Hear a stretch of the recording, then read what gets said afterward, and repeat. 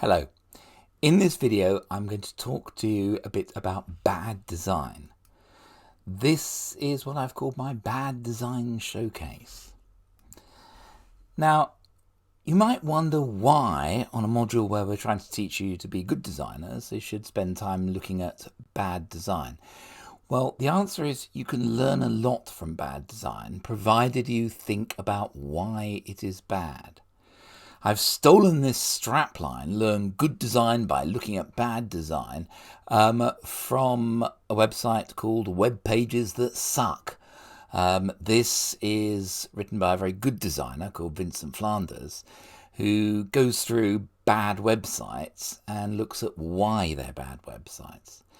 I'm afraid it's a bit old now. It hasn't been updated in a number of years, but even so, there's still quite entertaining reading in that.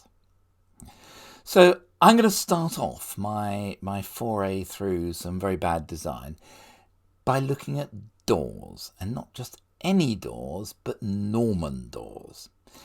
Norman doors are named after Donald Norman. Now, I mentioned him in one of the earlier videos that I made. He wrote this wonderful book, The Design of Everyday Things, and he's a tremendously influential designer.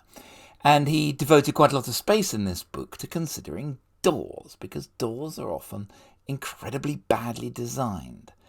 And a Norman door is something like this. This is a good example of a door that, by looking at it, you cannot tell whether it's a door that you push or pull. It is this sort of thing. And, of course, instructions, writing on it, push, isn't a great solution because, well, people often don't read instructions. They just kind of walk into doors. And even if they do read instructions, there might be accessibility problems. They might be blind. It might be dark. There are lots of reasons why instructions are not a good solution. It should be obvious whether you push or pull a door. But why is this a bad design? And it comes down to what is called the affordances. Now, affordance is a word which is much beloved of designers, and it's a useful word for you to know, but you might not have come across it before. Donald Norman defines an affordance as the relationship between the properties of an object and the capabilities of a user that determines how the object could possibly be used. Take a very simple example. This is a light switch. I hope you can see it. It has the properties of a switch. It has switchiness. It's got a button. I can press it, and it makes a nice click, and it will turn on. I can press it again, and it will turn off. It's fairly obvious that that's how you're going to use it. The button fits nice and neatly under my finger. There's really not very much else you can do with it other than push it. And it kind of screams, press me, press me. And therefore, this device has the affordance of a switch. Now, let's come back to doors. This is a fairly common type of door. It's got these push plates, as they're called. It's very obvious that you push that door. It's got the affordance of pushing. Here, another type of door with a handle on it. It's very obvious that you pull that handle. It's got the affordance of pulling. But your Norman door, well, it's got a handle on both sides. Do you push it? Do you pull it? It's fundamentally confusing. And that might sound trivial, but just supposing that you're trying to get through that door when the building's burning down, in the dark, in a smoke-filled room with people panicking around you, this can be life or death. I mean, it's really quite important. And here is a particularly fine example of a really terrible Norman door. I've got no idea how you operate this. It is a door from the Taiwan underground. I believe it's an emergency door. But you've got instructions on it, 1, 2, 3, to actually open it. Any door, especially an emergency door that needs written instructions, has got quite major problems. This is a more subtle Norman door, and these are very common. You see these all over the place in public buildings, usually on emergency exits. It's got the affordance of pushing. It's pretty obvious that you push a bar like that, but doors have hinges on one side. Which side do you push? It's not obvious. There's no way of telling from looking at it whether you push on the left or you push on the right. Here are just a couple of other examples of misleading affordances. I mean, this is a spectacular one.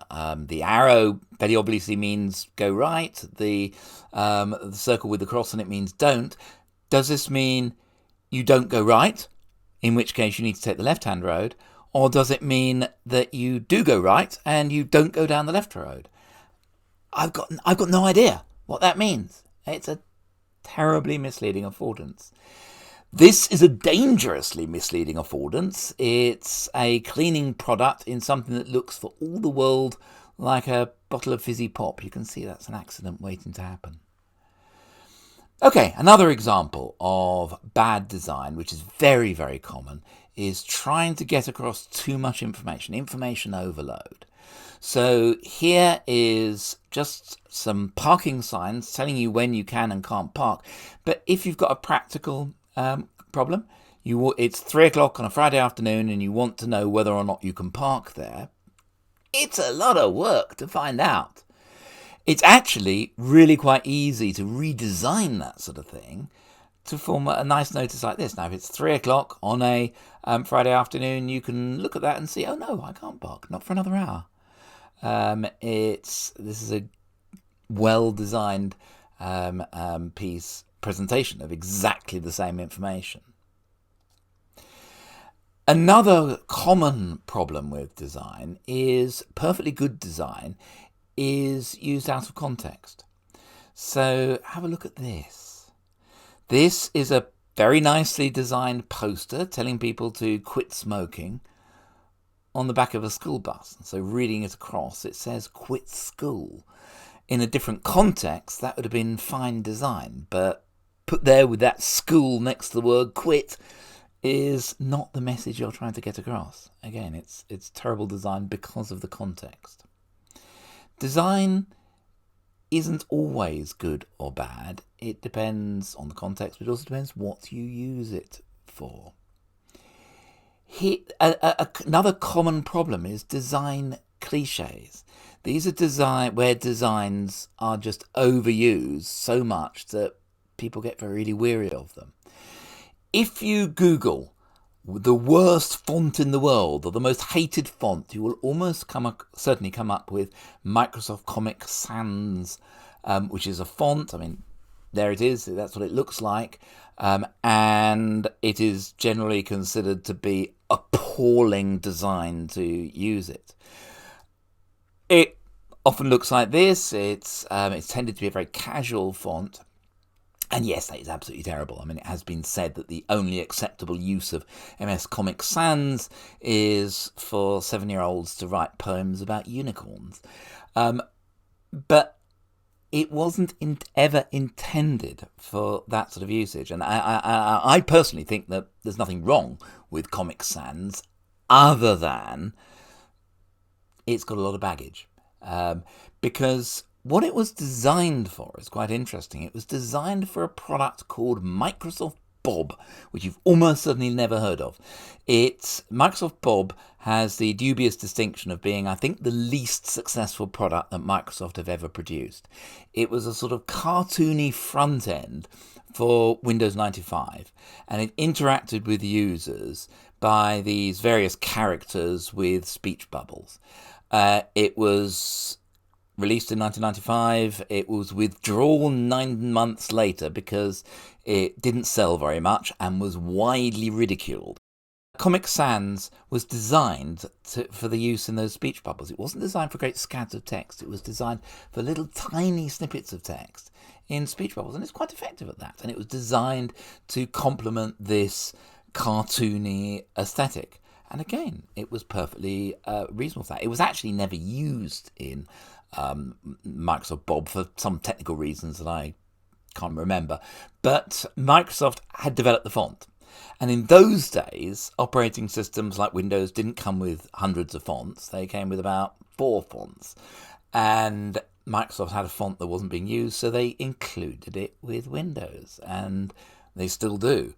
But at that time, it was the only font that didn't look very formal and corporate, and so it got heavily used by people who wanted to look casual. It was used in do-it-yourself birthday cards. It was used on fan websites, and it just got overused and overused and overused, and has become an absolute cliche. You should never ever use Microsoft Comic Sans, not because it's bad, but because it's such a cliche. If you feel the need for that sort of font, for something which is sort of jaunty and fun, there are hundreds of alternatives. This is a website with 100 free alternatives to MS Comic Sans. Use any of those rather than MS Comic Sans. But the problem is that it's a cliche. So that was a few examples of bad design. There are many, many more. The world is full of bad design. Look for it. And often you will just get a feeling that something doesn't work quite right. Think why it doesn't work. And that can, if you get to be really critical about design, then that exercise of thinking about why is some bad design bad can help you a lot in doing good design. So that was my bad design showcase. So thank you very much for listening.